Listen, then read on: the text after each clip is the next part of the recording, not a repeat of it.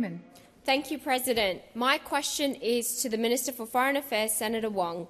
Yesterday, it was reported that a tanker carrying fuel refined largely from Russian oil docked in Kwinana in WA. While sanctions on Russian products exist, the fuel that has arrived in WA was reported to have been processed at the Jamnagar refinery in India. As we sit today, there are 3 stored oil tankers filled with products also tainted by laundered Russian oil, unable to ship to Europe because the EU has cracked down on the type of sanction evasions we're seeing happen right now in my home state. West Australians need to be sure that when they're pulling the trigger at the Bowser, they aren't helping to pull triggers in Ukraine.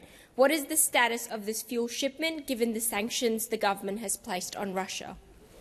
Thank you, Senator Payman. Minister Wong. Thank you, President. Through you, President, as Senator Payman would know, we have imposed strict sanctions and other trade measures to restrict the import, purchase and transport of oil coming from or that originated in Russia. Last month, I announced our first sanctions against Russia's shadow fleet to help starve Russia's war machine of revenue. And as a result of the measures taken, direct Australian imports of Russian energy products have fallen from 80 million to 0 since before Russia's invasion. And obviously there's been bipartisan support for that. What Senator Payman references at a systemic level is what happens to energy products which enter via third countries. As I've said publicly, regrettably, the mechanisms we would need to track and monitor all energy products via third countries are not in place in those countries, and obviously we'll continue to look at what options we can utilise to place further pressure on Russia's oil revenues. I would note, I think the Senator referenced the European Union's ban announced on the 18th of July, which will come into place in January 2026. I'd note that the European Union has not yet issued any guidance about how that would in fact be implemented. I would also say, and I think the Senator referenced this, Australians do expect businesses to try and avoid their supply chains from inadvertently funding Russia's illegal and immoral invasion of Ukraine. Certainly the government does call on businesses to uphold that responsibility. But the answer to the question, Senator, is one, we have sanctioned, we've increased those sanctions, including on the shadow fleet, but secondly, regrettably, there are not the mechanisms in third countries to enable all of the issues you raised to be tracked. Thank you, Minister. Senator Payman, first supplementary. Thank you, Minister.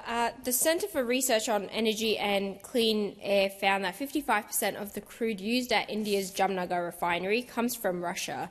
Since the invasion of Ukraine, Australia has imported $2.3 billion worth of fuel from these refineries, with an estimated $1.3 billion flowing straight back to Russia in taxes. Can the Minister assure Australians that this money will not be contributing to the invasion of Ukraine? Thank you, Senator Payman. Minister Wong. I think, Senator Payman, you're asking me to make an assurance about Indian refinery revenue. And obviously, you know, the Indian refinery, we are not the government that has responsibility for what occurs in the refineries that you outline. I really revert to my previous answer, which is, one, we have sanctioned Russia. Both parties of government have supported this. Secondly, we have now expanded those to include the shadow fleet. Third, we are looking at how we might further deal with the issue of importation from a third country, but at this stage the mechanisms don't exist for that to be tracked.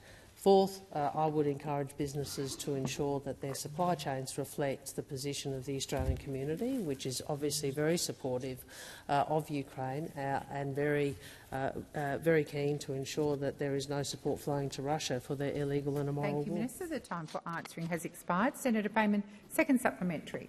Minister, as you've mentioned earlier about the European Union, will the government follow the EU's lead to close these loopholes that are available for third countries and send in Border Force to stop this fuel from reaching Australian Bowsers?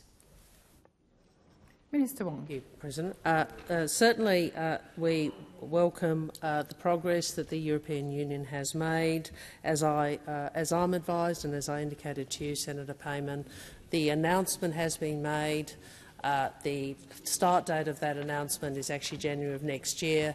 No guidance has yet been issued that I'm aware of about how it would be implemented. We certainly will be very keen to understand how the European Union seek to deal with the sorts of practical issues that I have described to you, and we'll certainly be looking at that and engaging with them as they work through that process.